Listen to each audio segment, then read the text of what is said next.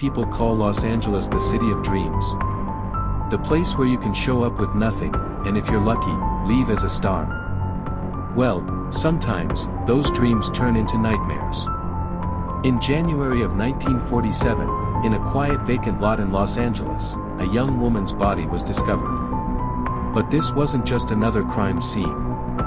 The way she was found shocked even hardened detectives. Her name was Elizabeth Short. But the world would come to know her by a much darker title. The Black Dahlia. And 75 years later, we still don't know who killed her.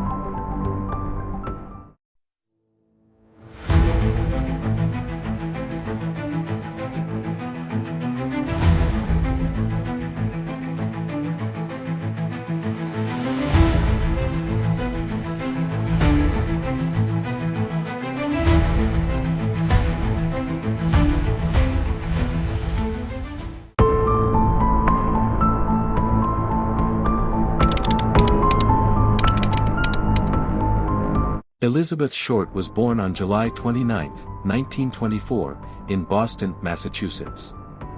She was the third of 5 girls, and her family struggled through the Great Depression. When she was still young, her father abandoned the family, just disappeared, and left her mother to raise the children alone. Elizabeth grew up dreaming of escape. She wasn't the kind of girl who blended into the background. She had jet black hair, pale skin, and she carried herself like someone who wanted to be seen. People who knew her said she was polite, soft-spoken, but always chasing something bigger. When she was a teenager, she spent a lot of time at the movies, and like so many young women of that time, she became obsessed with Hollywood. So, in her late teens, she packed up and headed west. Now, Hollywood in the 1940s wasn't the glamorous place it appeared on screen. Sure, there were red carpets and movie stars, but behind the scenes it was tough, and unforgiving. For every woman who made it big, thousands more ended up working dead-end jobs, stuck in crummy apartments, just trying to survive. Elizabeth was one of them. She worked as a waitress. She lived in cheap hotels and boarding houses. Sometimes she relied on friends, boyfriends, even strangers for a place to stay. But no matter how unstable her life got, she dressed to impress. All black outfits, flowers in her hair, red lipstick. She was determined to stand out. And that's how people started calling her the Black Dahlia, even before her death. The first week of January 1947 was, by all accounts, ordinary for Elizabeth.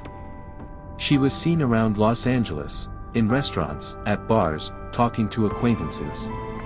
She didn't have steady work, but she was always moving, always meeting people. On January 9th, witnesses saw her at the Biltmore Hotel, a grand old place in downtown LA. She told someone she was waiting for her sister. But after that, Elizabeth Short vanished. For nearly a week, no one knew where she went. She just disappeared into the city. January 15, 1947. A mother named Betty Berzinger was walking with her young daughter through a vacant lot in South Los Angeles. That's when she noticed something pale in the grass. At first, she thought it was a mannequin, maybe tossed aside after a store display. But as she got closer, she realized the horrifying truth. It wasn't a mannequin. It was the body of a young woman. Elizabeth Short's body. And what police saw when they arrived, it was unlike anything they'd ever dealt with. Elizabeth's body had been cut completely in half at the waist. Her skin was drained of blood, leaving her shockingly pale. Her face had been slashed from the corners of her mouth toward her ears, creating a grotesque, almost clown-like smile. And she hadn't just been dumped there, she had been posed. Her arms were placed over her head. Her legs spread apart. It looked ritualistic, deliberate. Detectives, reporters, even seasoned coroners were shaken. This wasn't just a murder. This was something far darker.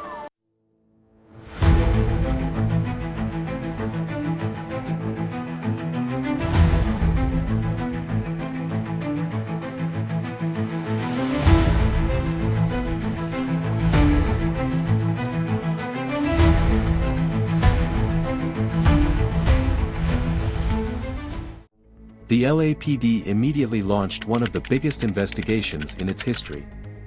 Reporters swarmed the story, desperate for details. And within days, Elizabeth had a nickname, the Black Dahlia. The name was a mix of her look, dark hair, black dresses, and a popular film noir at the time called The Blue Dahlia. The autopsy revealed even more disturbing details.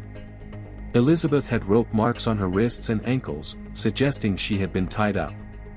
She had been tortured before her death. And the cuts that severed her body? They were so precise, the coroner believed only someone with surgical training could have done it. That one fact shaped the investigation. Police began looking into doctors, surgeons, anyone with medical knowledge. But the search didn't stop there. They interviewed over 150 suspects. Boyfriends, acquaintances, complete strangers. They checked every lead, every rumor. But every time they thought they had the answer, the evidence fell apart.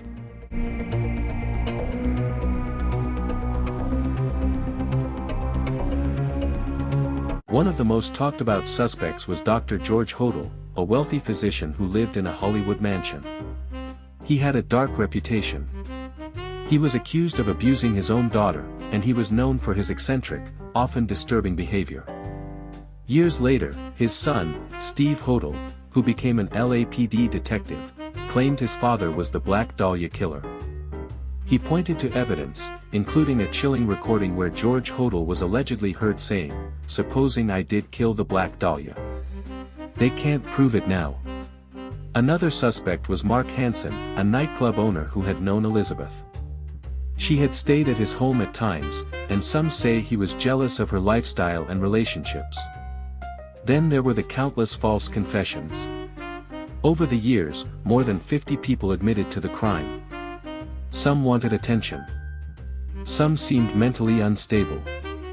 None of them matched the evidence. And then there's another theory, that Elizabeth's death wasn't the work of one man, but part of a string of murders. Around that same time in Los Angeles, several other women were killed in brutal, unusual ways. Could the Black Dahlia have been one victim of a serial killer? We may never know.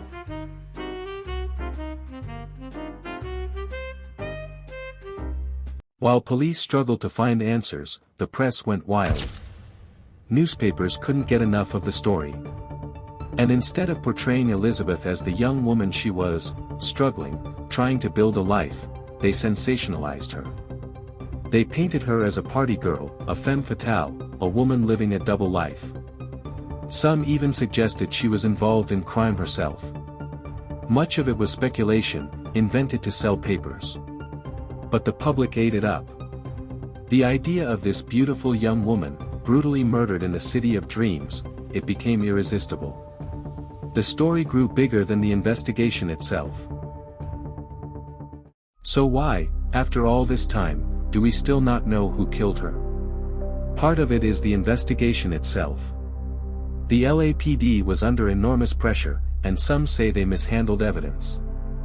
Add to that the flood of false confessions, the media distractions, and the sheer lack of forensic technology in the 1940s, and it's no surprise the case went cold.